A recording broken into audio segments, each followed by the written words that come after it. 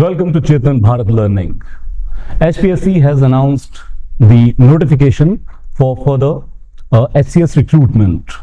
Now, we understand this thing कि किसी भी competitive exam को crack करने के लिए one of the prominent key is कि हम वापस जाके previous year examinations को देखें, उसके अंदर हम questions देखें ताकि हमें question paper का tone and tenor clear हो सके, साथ ही ये भी पता लग सके कि किस difficulty level के सवाल पूछे जाते हैं, सब्जेक्ट स्पेसिफिक के किस जोन से सवाल पूछे जाते हैं. So here we are uncoding the HCS 2022 pre examination of GS and we are focusing at the polity part.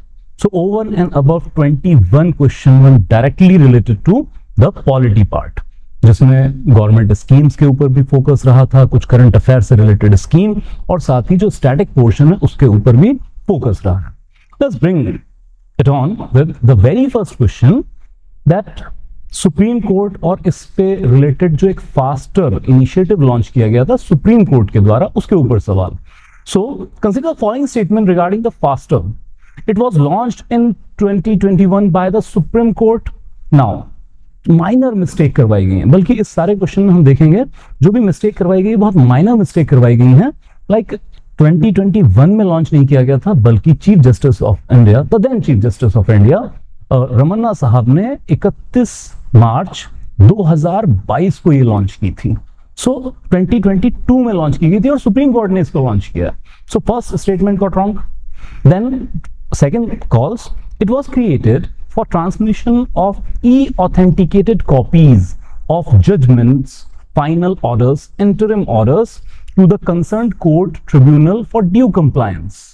So जो भी जजमेंट होते हैं, ऑर्डर्स होते हैं, वो डिफरेंट अथॉरिटीज को, जैसे कोर्ट से जेल तक बेल का ऑर्डर पहुंचाना या थाने तक कोई पेपर उसको पहुंचाना, तो उसके लिए एक ट्रांसमिशन फास्टर पेस पे हो और ऑथेंटिकेटेड कॉपीज हो, ई कॉपीज हो, इसके लिए था. Yes, it is true. Then it aimed at cutting the delay in transmission of the orders pass by the court and consequent delay in the release of under trial prisoners, accused person and the convict. Same as we discussed कि देखिए एक बड़ा delay, जैसे मान लीजिए, और खासकर तब होता है जब अगर मान लीजिए फ्राइडे को और जिस कोर्ट में सैटरडे को ऑफ होना, हाई कोर्ट्स की हम बात करें तो फ्राइडे को कर दिया गया बेल ऑर्डर, लेकिन सैटरडे संडे ऑफ होने की वजह से उस बेल ऑर्डर की कॉपी नहीं मिली, तो मंडे को जाके कहीं बेल ऑर्डर की कॉपी मिलेगी, शाम तक पहुंचेगी, तो 2-3 दिन का इसी तरह से डिले चल जाता था. एक पर्सन जिसको बेल दे दी गई उसके बावजूद उसको जेल में रखा जा रहा, ऐसी बहुत सारी डिस्क्रिपेंसीज होती थी. सो इन सबको रूल आउट करने के लिए ही फास्टर स्कीम लाई गई थी. Second statement, rather third statement we are focusing, this is also correct. And then it comes to it stand for fast and safe transmission of electronic records. Now this is the uniqueness कि कितना minor mistake करवाया गया है कि यहां पर सिर्फ एक शब्द सेफ की जगह सिक्योर्ड आना था. So it stand for fast and secure transmission of electronic records. बाकी सब ठीक है, बस सिक्योर्ड की जगह सेफ वर्ड कर दिया. इतनी माइनर मिस्टेक करवाई गई है, मतलब कि जब एग्जामिनेशन हॉल के अंदर बैठे हो तो जल्दबाजी में ही आंसर गलत हो जाए. सो एक चीज इस हमें एग्जाम्पल से या क्वेश्चन से क्लियर होती है कि each and every word is important. जब आप एग्जामिनेशन हॉल के अंदर बैठे हो तो एग्जाम प्रेशर में ना आए, कामनेस के साथ अकेली स्टेटमेंट को पढ़ें, ध्यान से देखें कि उसके कीवर्ड्स क्या सिग्निफाई कर रहे हैं. और ऐसा नहीं कर सकते हैं कि बिल्कुल ऐसा वाहियात से मिस्टेक. जब भी हम किसी एब्रिविएशन की फुल फॉर्म की बात कर रहे हो तो हमें ईच कीवर्ड के ऊपर फोकस करना ही होता है, बट बहुत माइनर मिस्टेक करवाई गई है. सो हियर वी कम कि हमें इनमें ढूंढना है इनकरेक्ट कौन कौन से हैं. So here we come, 1 and 4 statement is incorrect, hence B is our answer, second and third is correct option. Now we move to the EVM and VVPAT system. Here it comes, electronic voting machine and voter verifiable paper audit trail are being used by the Election Commission of India to conduct elections to the parliamentary and assembly constituency. चलिए ये बात तो established है कि हमें भी पता है कि हाँ जी करते हैं use. Then now consider the following statement. अब इन दोनों के रिगार्डिंग फॉलोइंग स्टेटमेंट आप बताएं करेक्ट है इनकरेक्ट है, और यहां पर नॉट ट्रू पूछा गया. एक ताकीद हम बार बार कर रहे हैं अपने क्वेश्चन आंसर सीरीज के अंदर कि ये जरूर क्वेश्चन में देख लें अच्छे से कि करेक्ट पूछा जा रहा है या नॉट करेक्ट पूछा जा रहा है. Here we come. EVMs were first used on a pilot basis in Thrissur Assembly constituency of Kerala. Now here is the hack. ये हुआ तो केरल के अंदर ही था यूटिलाइजेशन पहली बार जब इसको यूज किया गया था, लेकिन 1982 में केरल नहीं, नॉर्थ पुरुवर नाम की एक कॉन्स्टिट्यूएंसी थी और एमएलए की कॉन्स्टिट्यूएंसी थी, इस पर भी बाय इलेक्शन हो रहे थे, तो वहां पर इसको पहली बार यूज किया गया था। थिरुसर नहीं थी ये, यहां की जगह अगर नॉर्थ पुरुवर असेंबली कॉन्स्टिट्यूएंसी होता तो हम इसको करेक्ट करते हैं। So first statement it is wrong. Then इसमें यह भी जान लेना अहम होगा कि 1982 में जब इलेक्शन ईवीएम पर करवाया गया था तो नॉर्थ पुरुवर केरल के अंदर, तो बाद में सुप्रीम कोर्ट केस में इसको खारिज कर दिया गया था, क्योंकि इलेक्शन कमीशन ऑफ इंडिया ने ईवीएम को कमीशन नहीं किया था। बाद में 1989 में जाके उनको कमीशन किया जाएगा ताकि उसका लीगल यूज किया जा सके। Further we come, EVMs are manufactured by electric corporation of India limited and Bharat electronics limited. ये दोनों पब्लिक सेक्टर अंडरटेकिंग है जिसमें बहुत सारा डिफेंस का और स्पेस का इक्विपमेंट भी बनाया जाता है। इनकी रिलायबिलिटी बहुत हाई है, क्रेडिबिलिटी रेशियो बहुत हाई है।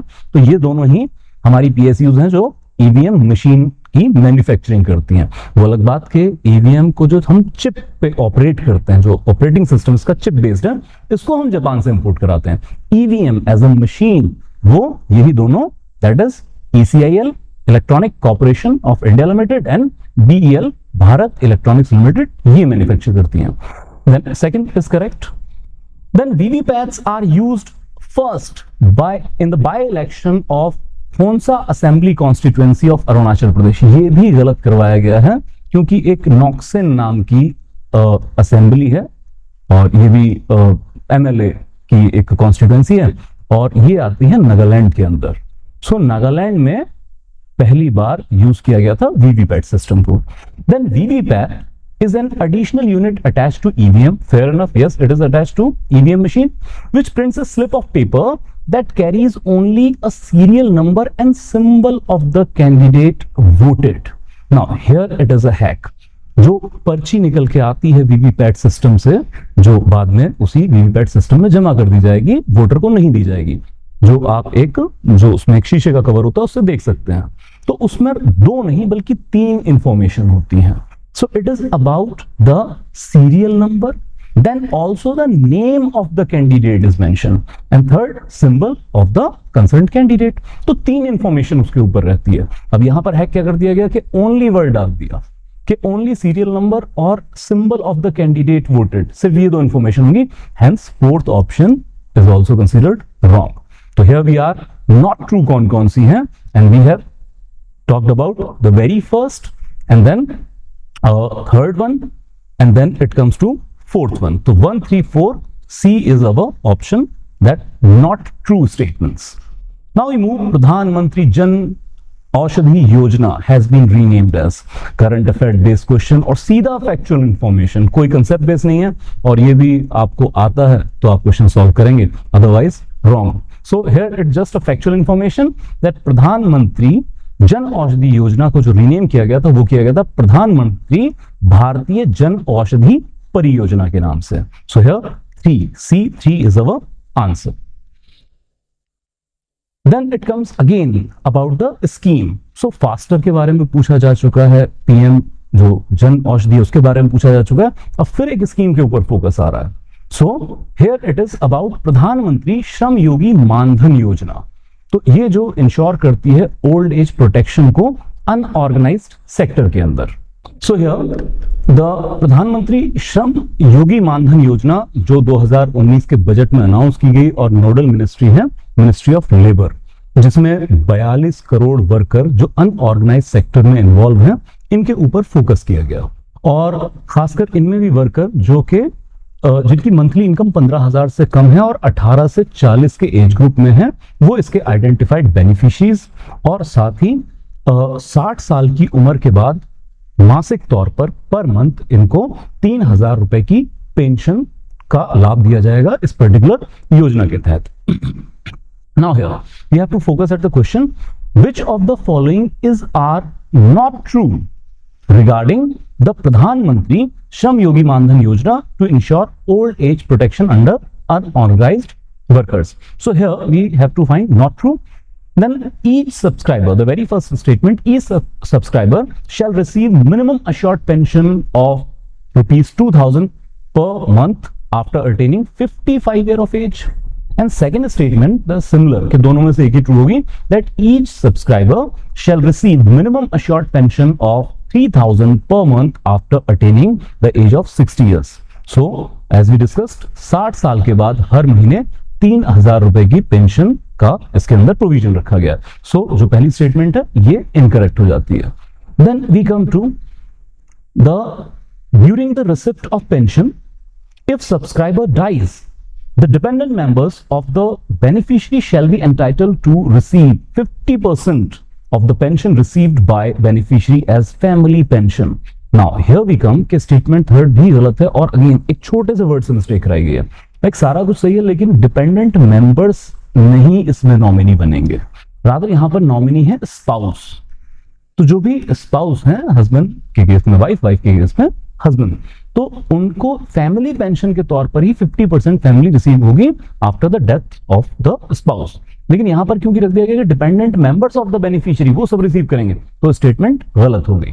Then fourth is the subscribers contribution to PM Shram Yogi Maandhan scheme is through a auto debit facility from his और हर सेविंग बैंक अकाउंट और जनधन अकाउंट. यहां तक बिल्कुल करेक्ट है, ऑटो डेबिट होगा जो कंट्रीब्यूशन है, लेकिन जो कंट्रीब्यूशन है that ranges from 550 to 500 per month depending upon the entry age of subscriber. जैसे वो है ना कि हमने बात की 18 से 40 के एज ग्रुप में आप इस स्कीम में अपने आप को एनरोल करा सकते हैं. बट ये जो लेटर पार्ट ऑफ स्टेटमेंट है दिस इज रॉन्ग. ये एक सेंट्रल सेक्टोरल स्कीम है, पैसा आता है सेंटर से, लेकिन ये 50-50 की पार्टनरशिप के ऊपर है. तो जितना भी पैसा कोई कंट्रीब्यूट करता है बेनिफिशियरी उतना ही पैसा फिर सेंटर सरकार कंट्रीब्यूट करती है. 50 से 500 वाला स्टेटमेंट रॉन्ग है. सो हियर वी आर कि इसमें हमें नॉट करेक्ट स्टेटमेंट ढूंढनी है. Here we are that with the very first, third and fourth statement is incorrect. C 1, 3, 4 is our answer. Then we move to PM Shri School have the following features. Again scheme के ऊपर focus. तो पिछली बार अगर हम देखें polity के अंदर 4 से 5 क्वेश्चन डायरेक्टली आए हैं स्कीम के ऊपर. इसको काफी हैवी मैंडेट माना जाता है, स्कीम फोकस्ड हो गए. देन इट कम्स टू के भाई PM श्री जो स्कूल योजना है जिसमें 15,000 स्कूलों को अपग्रेड करना है, जो सरकारी स्कूल हैं सेंट्रल स्टेट सभी जगह, चाहे सेंटर के अंदर चल रहे हैं चाहे स्टेट या यूटी के अंदर चल रहे हैं. Here it comes, it is a centrally sponsored scheme under which more than 15,000 schools will be qualitatively strengthened to include all components of national education policy. Point 1. तो क्या 15,000 स्कूल जो हम कवर कर रहे हैं ये NEP के सारे ही क्वालिटेटिव स्ट्रेंथ या फिर NEP के सारे पॉलिसी मैंडेट को कवर करता है? Correct statement. Then such school will be developed as green schools incorporating environment friendly aspect. तो ग्रीन बिल्डिंग कॉन्सेप्ट भी यहां पर लागू किया जाएगा. Solar panels, design of the building, जितना भी चेंजेस के अंदर आता है. Second option is also correct. Then the PM Shri schools will be developed by strengthening the existing schools from amongst school managed by central government only. Now here the scheme का एक की component ये है, PM Shri school के अंदर नए स्कूलों की बिल्डिंग का निर्माण नहीं किया जा रहा है, बल्कि जो एग्जिस्टिंग स्कूल हैं ये उन्हीं की अपग्रेडेशन की स्कीम है. सारे देश में 15,000 स्कूल चुने गए हैं. सो लेकिन ये ऐसा नहीं कि सिर्फ जो सेंट्रल गवर्नमेंट के अंडर स्कूल है लाइक केंद्रीय विद्यालय सिर्फ उनका अपग्रेडेशन होगा, ऐसा नहीं है. बल्कि चाहे कोई school education board, state education board के अंदर है, कि हरियाणा एजुकेशन बोर्ड के अंदर है, पंजाब एजुकेशन बोर्ड के अंदर है, उन स्कूलों को भी चिन्हित किया जाएगा डेवलप करने के लिए. So third statement is wrong. Then we come, PM Shri schools will be developed by strengthening the existing schools from amongst schools managed by central government, state, UT, local bodies, केंद्रीय विद्यालय, नवोदय विद्यालय, इन सब से भी लिए जाएंगे. तो यस, फोर्थ इज ट्रू. मतलब 3 या 4 में से एक ही ट्रू होना था. Fourth one is correct option. So here we have to find the correct answer, and our answer then will be here that 1, 2 and 4 is our answer and D is our right option. We move to next question. Consider the following statement regarding Muskaan initiative. Again a scheme. देखिए question paper में आगे पीछे जरूर आए होंगे, हमने वो scheme वाला कंपोनेंट एक साथ यहाँ पर लगाकर तब हम इस सीरीज को आगे बढ़ा रहे हैं. और यहाँ पर ये भी एक बात क्लियर हो जाती है कि आने वाले पेपर में HPSC चाहे पॉलिटी के अंदर गवर्नमेंट स्कीम्स वो पूछे या ना पूछे, लेकिन हमारे लिए एक कंपोनेंट रेडी है कि ना सिर्फ नेशनल स्कीम्स, क्योंकि आप ओवरऑल प्रीवियस ईयर पेपर देखेंगे तो हरियाणा की स्पेसिफिक स्कीम्स और वो भी मैच द फॉलोइंग के क्वेश्चन में उन्होंने पूछी हुई थी। सो गवर्नमेंट स्कीम्स अच्छे से प्रिपेयर करके जानी है प्रीलिम्स एग्जामिनेशन के अंदर। Now here we go with the question that consider the following statement regarding the Muskaan initiative. Here it comes, the very first statement. It is to reduce the preventable mortality and morbidity of children below 12 year of age. तो हाँ, new born baby से, या जिसको हम न्यूमेरिटिक में कह देते हैं 0 से 12 ईयर ऑफ एज के ऊपर ही फोकस है, और मॉर्टेलिटी और मॉर्बिडिटी से बच्चों को बचाने के लिए स्कीम है। So very first is correct. Then all pregnant women and sick infant up to 1 year of age attending public health facilities are entitled to free services, drugs, consumable as well as diagnostic services. Now this is a wrong statement. वैसे भी 0 से 12 साल तक है तो pregnant women इसके अंदर focus में, मतलब इस तरह की सर्विस के लिए फोकस नहीं है, वो अदर स्कीम के थ्रू कवर की गई है। Then to provide child friendly services to the newborn and children in a humane and supportive environment. Now क्योंकि ये child friendly services to the newborn की बात हो रही है और चिल्ड्रन जो 12 साल तक के उनकी बात हो रही है, third statement is correct.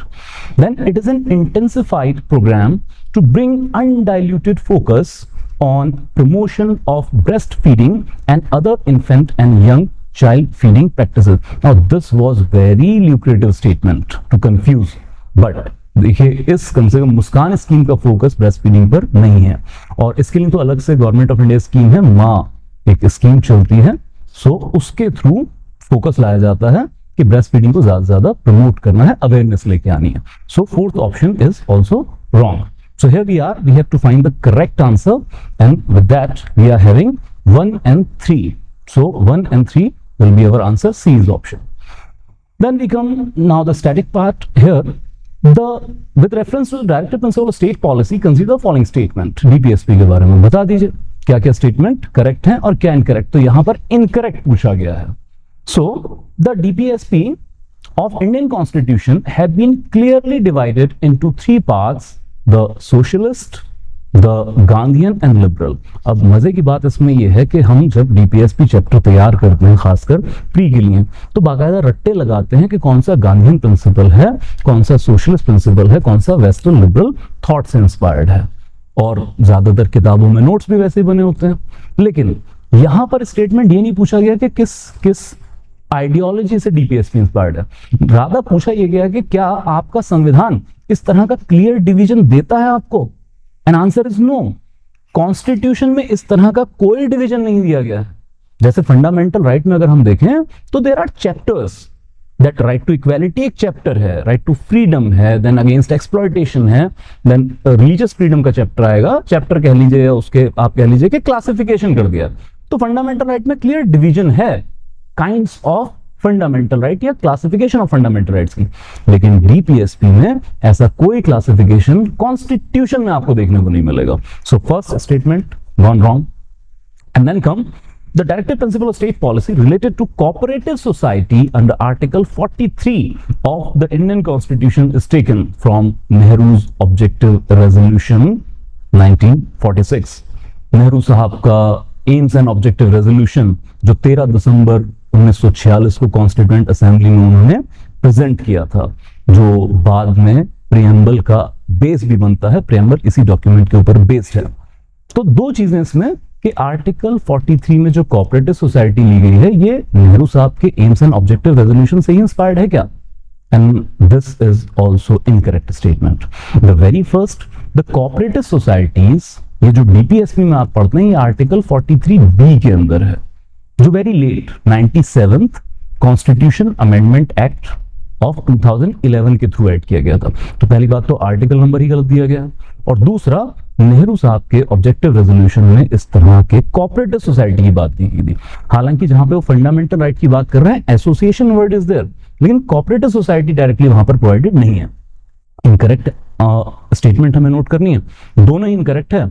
So our answer is C, both 1 and 2 are incorrect options. Then we move to consider the following statement under article 18 of the constitution. Now directly article 18 को कोट कर रहे हैं कि article 18 के हिसाब से बताइए भाई। तो टाइटल्स इसमें प्रोहिबिट किए गए हैं और एक्सेप्शन क्रिएट की गई है मिलिट्री एंड एकेडमिक ग्राउंड पे, वो टाइटल स्टेट प्रोवाइड कर सकती है। But here statements are any citizen of India can take any title from any foreign state, no, blatantly wrong, बल्कि आर्टिकल 18 में तो ये प्रोहिबिट किया गया है। Then in Balaji Raghavan versus Indian Federation 1996 case, the Supreme Court announced that Padma Vibhushan, Padma Bhushan, Padma Shri is a title. ये एक टाइटल है, but these awards violate right to equality, और ये equality के right की violation करते हैं। भाई अगर ऐसा हो जाता तो फिर इन awards को हम आर्टिकल 18 की violation पे खत्म कर चुके होते अब तक, या इसके बाद में कोई केस होता। ऐसा नहीं है, बल्कि ठीक इसके उलट बालाजी राघवन केस में सुप्रीम कोर्ट का जजमेंट आया था 1996 में, और सुप्रीम कोर्ट ने क्लासिफाई किया था कि these are awards, these are not titles, these are provided just to recognise somebody's extraordinary we can say contribution to the society और contribution to different walk of life. और किसी भी व्यक्ति की extraordinary contribution to the society को recognise करना is not antithetic to the principle of equality। तो एक तो पहली बात, इसको टाइटल माना ही नहीं गया, इनको अवार्ड माना गया था।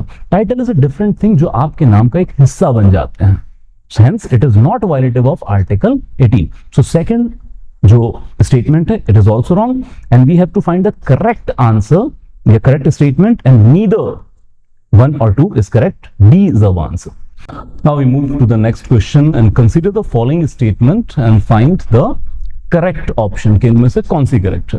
Here we go with that according to the article 356, government could declare a state of emergency on ground of external threat only। Now this is a blatant wrong statement। 356 की जब हम बात करते हैं, this is about the president rule imposed in the state on the ground of failure of constitutional machinery in the state। तो external threat जैसी तो यहाँ पर कोई चीज mention नहीं की गई है। Then once an emergency is proclaimed, the federal distribution of powers remain practically suspended and all the powers are concentrated in the hands of union government। Now this is a unique characteristic of emergency provision, but इसमें एक है कि ये कि कौन सी emergency यहाँ पर बात की जा रही है प्रोक्लेमेशन की, वो स्पेसिफिकली मेंशन नहीं है। बट इसके लिए एक थंब रूल लेके चलें कि जब भी हम वर्ड यूज करते हैं या कहीं पर क्वेश्चन में वर्ड हो that proclamation of emergency, then we take it as national emergency। तो हम प्रेसिडेंट रूल या फाइनेंशियल इमरजेंसी के रेफरेंस में इसका मीनिंग नहीं निकालेंगे, हम नेशनल इमरजेंसी मान के चलेंगे। और अगर आप ओवरऑल क्वेश्चन देखें तो 356 पे नहीं है, तो सीधे स्टेटमेंट डाल दिया और कहा है कि इनमें से बस कौन कौन स्टेटमेंट करेक्ट है वो आप बताइए। हियर वी कम कि अब इसमें अगर नेशनल इमरजेंसी जैसे ही प्रोक्लेम होती है तो ऑब्वियसली जो पहला प्रभाव आता है वो ये आता है कि फेडरल रिलेशन ये सस्पेंड हो जाते हैं और जो पावर है स्टेट की वो यूनियन में कंसंट्रेट हो जाती है। So second option that is a correct option. Then the 42nd amendment was also passed during the emergency। Again, it is not mentioned which type of emergency, but सारा अगर आप statement देखें तो reference हमें पता लगता है ये third national emergency which was proclaimed by madam Indira Gandhi, उसी की बात हो रही है और 42nd amendment उसी में पास हुआ था। Third statement is correct. Then among the various changes made by the 42nd amendment, one was that duration of the legislature, rather it is legislatures, so it talks about the Lok Sabha and Vidhan Sabha in the state as well, in the country was extended from 5 to 7 years। A 42nd amendment of 1976 को mini constitution भी कहा जाता है क्योंकि इतने बड़े बदलाव across the constitution किए गए थे, एक नया स्वरूप कॉन्स्टिट्यूशन का सामने आ रहा था। तो उनमें से क्या एक ये भी था कि लोकसभा और विधानसभाओं का कार्यकाल 5 से बढ़ा के 7 साल कर दिया गया। स्टेटमेंट रॉन्ग है और रॉन्ग होने की वजह ये कि कार्यकाल बढ़ाया तो गया था लेकिन वो 5 से बढ़ाकर 6 साल कर दिया गया था, वो 7 साल नहीं किया गया था। तो यहां पर अगर 6 ईयर होता तो करेक्ट हो जाता। सो हियर जो आपका स्टेटमेंट 4 है ये इनकरेक्ट है। So here we have to find the correct options. So 2 and 3, C is our answer in this particular question। Now we move to arrange the following events performed by the Constituent Assembly in correct sequence, earliest to the latest. मतलब जो सबसे पहले हुआ उसके बाद में कौन सा, उसके बाद में कौन सा इवेंट हुआ, उसके हिसाब से आपको ये क्रोनोलॉजी में सेट करना है.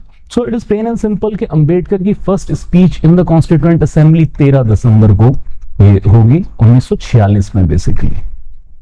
इसके बाद adoption of national flag by constituent assembly, ये तो काफी लेट हुआ था. Rather it is considered as 22 जुलाई 1947 में ये अडॉप्ट किया गया था. मतलब आप कुछ ऐसा याद करें कि 15 अगस्त 1947 में तो हम आजादी हो जाएंगे, तो 15 अगस्त आने वाला है और कौन सा झंडा चढ़ाएंगे प्रधानमंत्री वो भी तक डिसाइड नहीं है. तो जुलाई में झंडा डिसाइड कर लिया. ऐसे कोई कहानी बनाकर आप याद करना. Then approval of Commonwealth membership. This was the one of the last work done by the Constituent Assembly. This was done in 1949.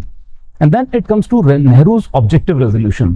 Now this was the, if we talk about the proposal, अब इसमें acceptance से proposal नहीं दिया गया, तो we take it as the proposal, and this was also done on the 30th December 1946.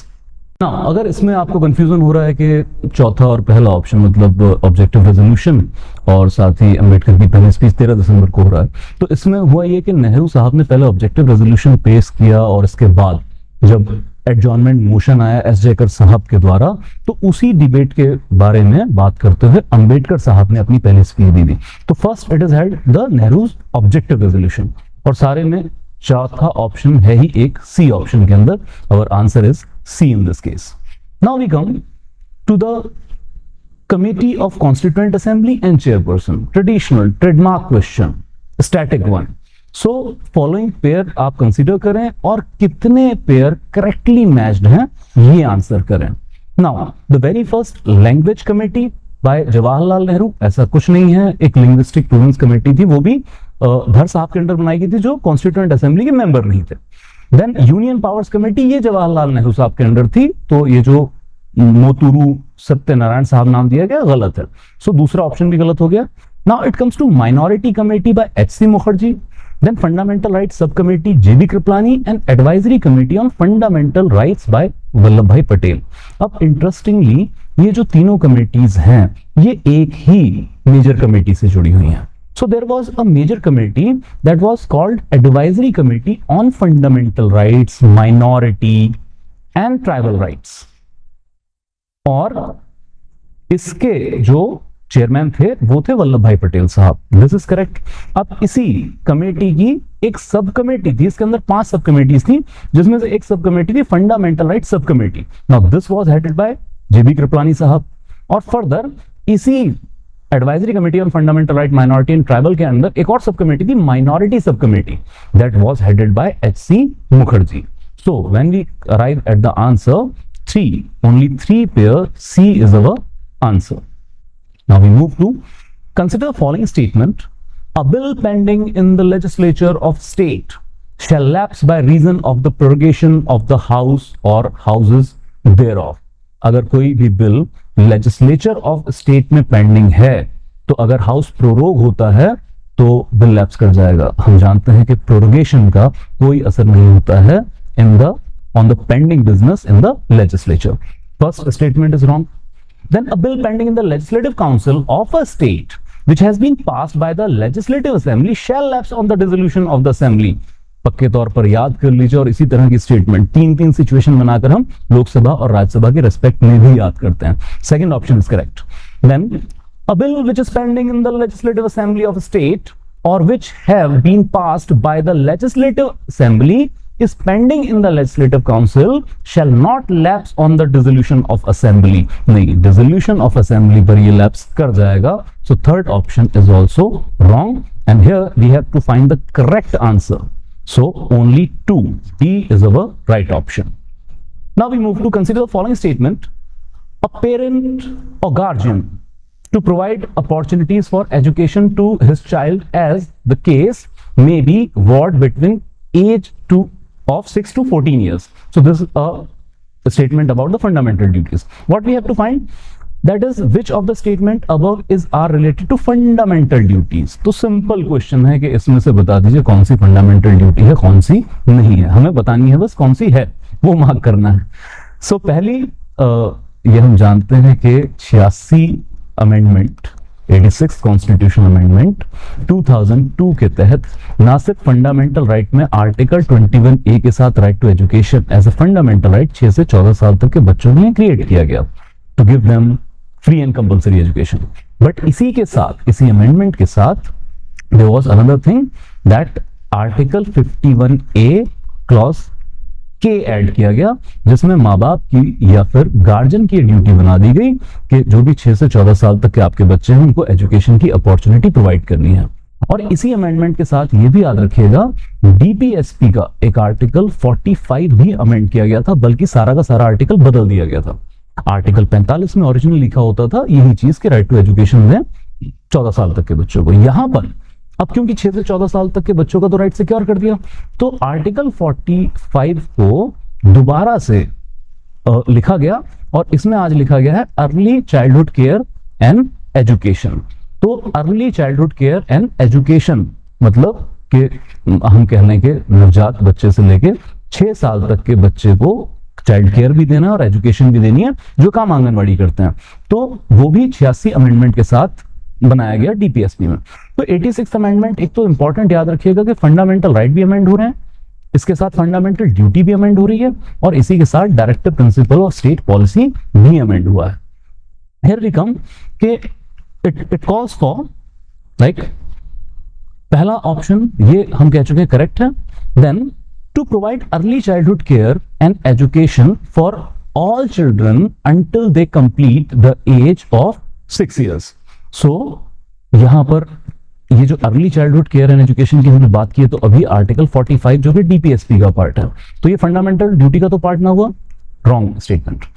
To protect and improve the natural environment including forest, lake, rivers, wildlife and to have compassion for living creatures, yes it is a fundamental right, humanity का भाव जगाने के लिए। then to safeguard the public property and abjure violence, yes it is a fundamental right। then to provide primary health care to the person below poverty line, now how can it be a fundamental right to ordinary people, rather ऐसा बिल्कुल clear cut कि below poverty line health care provide करेंगे, ऐसी wording के साथ तो DPSP में लिखा, हालांकि वहां पे दूसरे शब्दों में लिखा है कि मेडिकल केयर लोगों तक पहुंचानी है, पब्लिक हेल्थ को इंप्रूव करना है। So fifth option that is wrong statement. So here we have to find the fundamental duties and we have found that 1, 3 and 4, 1, 3 and 4, B is our option। Now we move to given below are two statement, one is labeled as assertion and other labeled as reason। अब इस तरह के question में ये जरूर याद रखिएगा individually statement नहीं पूछ रहे हैं कि स्टेटमेंट 1 ट्रू है, सेकंड अनट्रू है, रादर एक आपको असर्शन दिया जा रहा है और इसके होने का रीजन आपको नेक्स्ट स्टेटमेंट में बताया जा रहा है। तो आपको ना सिर्फ इन दोनों स्टेटमेंट की ट्रूथनेस का पता करना है, बल्कि यह भी पता करना है कि ऊपर जो आपको कोई भी सिनेरियो दिया गया है, सर्कमस्टांस दिया गया है, उसका रीजन क्या आगे एक्सप्लेन किया गया है, नहीं किया गया है। ये दोनों इंडिविजुअली ट्रू हो सकते हैं, लेकिन जरूरी नहीं कि रीजन भी मैच करता है या रियल रीजनिंग है स्टेटमेंट का। Here we come to the point that federalism in India is in recent years moving from cooperative to bargaining federalism। Yes, it is true। देखिए, we are having a federalism which is inherent central tendencies, लेकिन central tendencies के साथ साथ we are having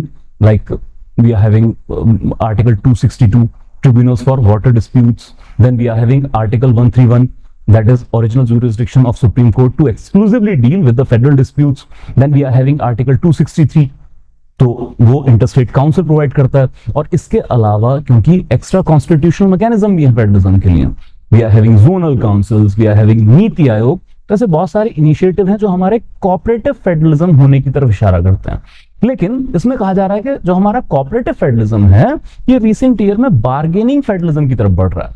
तो yes, NITI Aayog का अगर हम काम देखें तो ये कॉम्पिटिटिव फेडरलिज्म को भी बढ़ावा दे रहा है, और इसमें चाहे कॉन्स्टिट्यूशन के थ्रू ज्यादा पावर सेंटर के पास है, लेकिन states are using their capacities to bargain and get benefit for themselves. तो जो असर्शन है ये करेक्ट है, फिनोमेना ये हो रहा है इंडिया के अंदर। देन इसके होने का रीजन क्या है? इसके होने का रीजन क्या ये है कि residuary power of legislations are lying with the centre. नहीं, इसके होने का तो रीजन, बल्कि इसका तो उलट रीजन हो जाएगा। तो इसके होने का रीजन नहीं है कि सेंटर के पास रेजिडुअरी पावर्स हैं। सो हियर वी कम के अगर हम ऑप्शन देखें, that in the light of above statement choose the most appropriate answer from the option। अब ये खुद ही कह रहे हैं कि भाई most appropriate बता दो, ऐसा कोई 100% एब्सोल्यूटिज्म में तो ये आंसर जाता नहीं है। देन जैसे ऑप्शन होती है both A and R correct and R is the correct explanation, no it is not correct explanation। then both A and R are correct but R is not correct explanation of A। yes, दोनों individually true हैं, लेकिन जो reason दिया गया है वो correct explanation नहीं है जो भी काउजल फैक्टर ऊपर हो रहा है। In this case, B is our answer। Then we come statement। Now, given below are the two statement, and in the light of above statement, choose the correct answer from giving option। अब यहाँ पर assertion reasoning नहीं है, बल्कि दो individual statement की बात की जा रही है। और अगर आप option देखें, जैसे both statement 1 and 2 are true, both statement 1 and 2 are false, then statement 1 is correct, statement 2 is false, statement 1 is incorrect and statement 2 is true। मतलब इस तरह से आपको आंसर दिए गए हैं, तो इसमें आपको assertion reasoning नहीं देखना, बल्कि सिर्फ इतना देखना है कि individually true या individually false है या both true both false है। Here we come that the fundamental rights are non-justiciable in the courts, a blatant lie। Then DPSPs are made justiciable in the courts, मतलब reversal कर दिया है एक दूसरे के साथ इस स्टेटमेंट को। Fundamental rights are highly justiciable in court of law under article 32। You can approach directly to the supreme court, और सुप्रीम कोर्ट की कॉन्स्टिट्यूशनल ड्यूटी कि आपको कॉन्स्टिट्यूशनल रेमेडीज प्रोवाइड करे in case of violation of fundamental rights. Rather under article 2 to 6 you can approach relevant high courts for the same purpose. And then it comes to के ये कह रहा है DPSP are made justiciable. Sorry sir, under article 37 it is clearly mentioned that DPSPs are not justiciable in the court of law, hence we can say that both statement 1 and 2 are false। B is our answer। we move to the statement 1 and 2, again both statement individually या फिर couple में आपको देखना है, but assertion reasoning नहीं है। given below are the two statement and in the light of above statement choose the correct answer। Here we come. The doctrine of basic structure has been propounded by the Supreme Court in Keshwanand Bharti 1973 case। Yes, landmark, most landmark judgment जिसको हम मानते हैं कि कुछ prominent जो हम याद करते हैं उनमें से एक है Keshavananda Bharti versus State of Kerala। So first statement that is correct। Then the Indian Parliament has the power to amend the whole constitution।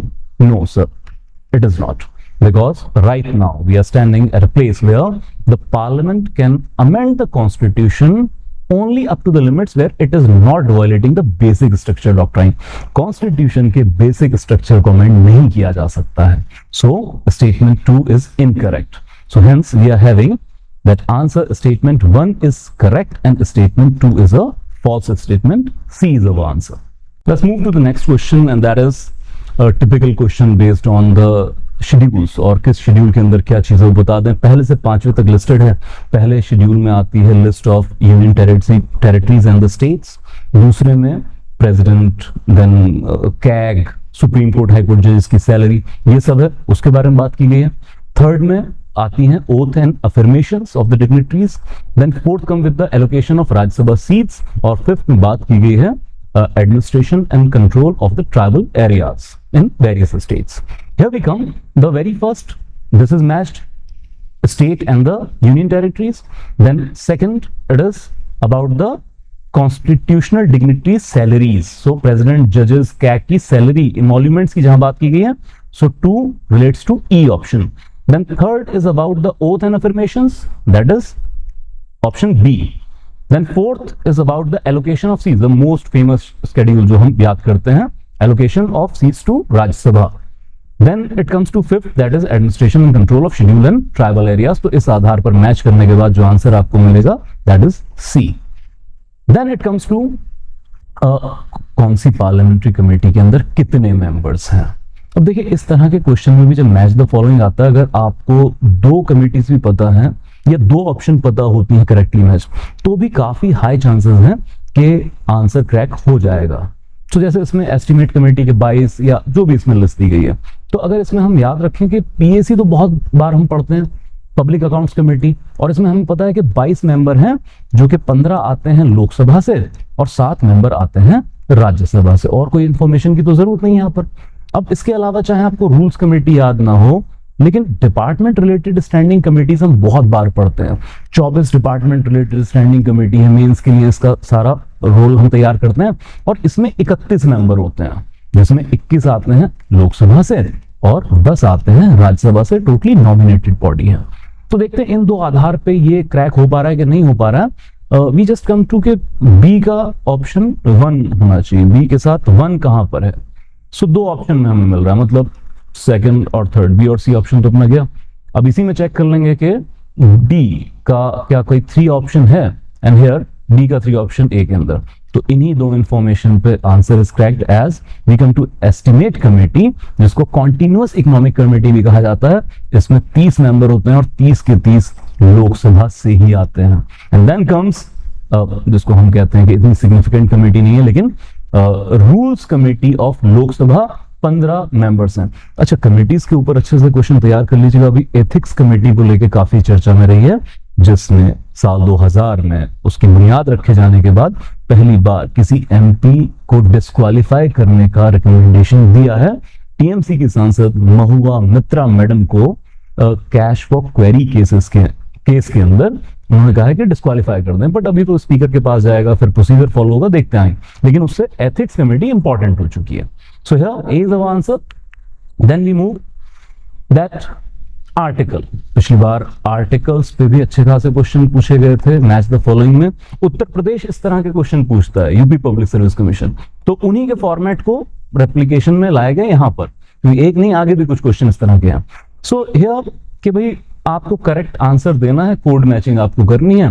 265, 266, 67, 63 सारे के सारे पार्ट 11 ऑफ इंडियन कॉन्स्टिट्यूशन, जो यूनियन स्टेट से रिलेशन, यूनियन स्टेट के relation decide करता है आपका chapter, ये पार्ट उससे रिलेटेड है। सो सिंपली 265 में लिखा गया है कि नो टैक्सेशन विदाउट लॉ, बिना लॉ के टैक्सेशन नहीं होगा। 266 की बात करें तो कंसोलिडेटेड फंड ऑफ इंडिया और पब्लिक अकाउंट ऑफ इंडिया की बात की गई है। इसी में स्टेट के भी फंड मैंडेटरी फंड्स है। 267 में कंटीजेंसी फंड की बात की गई है, और 263 में तो इंटरस्टेट काउंसिल का प्रोविजन है ही। Now we match the list. 265 okay, first match by law ही टैक्सेशन आएंगे, taxes not be impose save by authority of law. Then Article 266, Consolidated Fund of India, yes, it is provided. Also the Public Account of India. Then Article 267 specifically for Contingency Fund of India of the state, which is an optional fund. And then remaining तो Interstate Council है ही। सीधा सीधा match की भी जरूरत नहीं है, match करके ही दिया गया है, तो इसके थ्रू आप आंसर अपना मैच कर सकते हैं। आई बिलीव फर्स्ट और ऑप्शन भी यही रख दी गई सीधी मैचिंग के साथ। Then we come again article based question, list को मैच करना है, और ये सारा का सारा आपको पार्ट 9 से मिल जाएगा। और पार्ट 9 के अंदर जो सीधा सीधा पंचायती राज से रिलेटेड है, सो पंचायत से रिलेटेड एक स्कीम। आर्टिकल 243 के I Z D Z E, simple सी चीजें हैं, और ये बहुत प्रोमिनेंट आर्टिकल है जो याद भी रखते हैं। ये सीधी की सीधी कॉन्स्टिट्यूशनल बॉडीज जो 73rd अमेंडमेंट के तहत क्रिएट की गई थी उनके बारे में बात कर रहा है। सो आर्टिकल 243 के that states for state election commission, here is state election commission, and article 243 I that is state finance commission.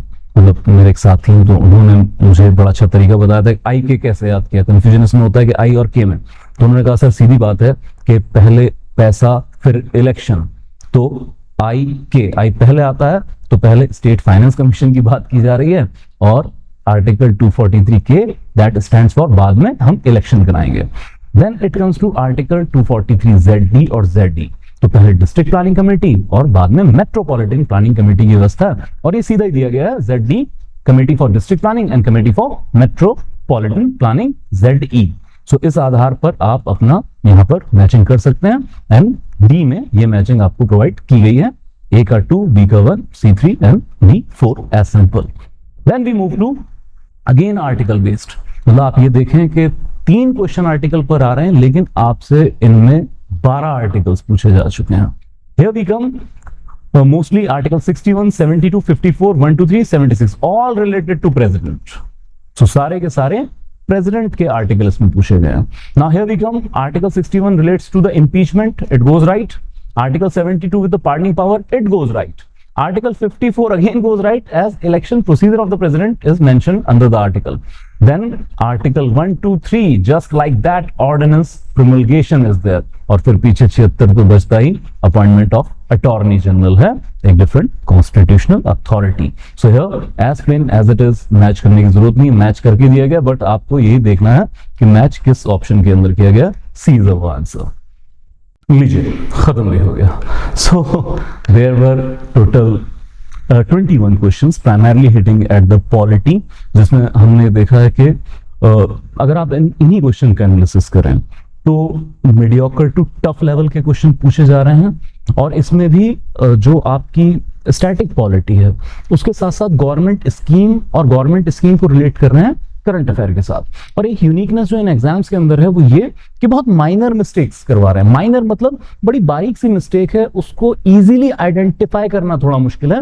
जब एग्जामिनेशन हॉल के अंदर जो एंजाइटी होती है, जल्दी क्वेश्चन करने की एंजाइटी, या ये लगना कि ये क्वेश्चन मुझे आता है मैं इसको जल्दी से कर दूं, उस एंजाइटी की वल्नरेबिलिटी को यूटिलिटी वैल्यू बनाने के लिए इस तरह के क्वेश्चन बनाए जाते हैं कि जान के मिस्टेक कराई जाए. तो उन मिस्टेक से बचना है. और खासकर जब भी कोई वर्ड हम पढ़ रहे हों और ओनली कहीं पर आ रहा है या फिर किसी एब्रिविएशन की फुल फॉर्म कर रहे हैं, वहां पर बहुत संजीदगी के साथ अकेले अकेले वर्ड पे फोकस करते हुए हमें आंसर करना है. I hope this will be helpful for your further preparation of HCS and other examination as well. That will be all for today. Thank you so much.